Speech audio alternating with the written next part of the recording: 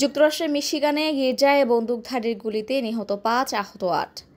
যুক্তরাষ্ট্রের মিশিগান অঙ্গরাজ্যে একটি চার্চে বন্দুকধারীর গুলিতে কমপক্ষে ৫ জন নিহত এবং ৮ জন আহত হয়েছেন।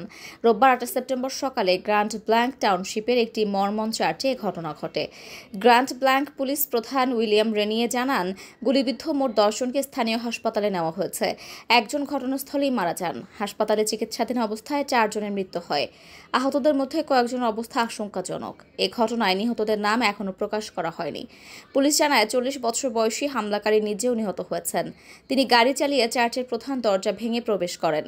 এরপর উপস্থিতদের লক্ষ্য করে এলোপাতাড়ি গুলি চালান।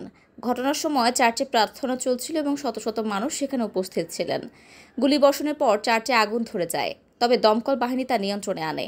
পুলিশ ধারণা করছে আগুনটি হামলাকারী ইচ্ছাকৃতভাবে লাগিয়েছিল। হামলার উদ্দেশ্য অনুসন্ধানে কর্তৃপক্ষ হামলাকারীর বাসায় তল্লাশি চালাবে।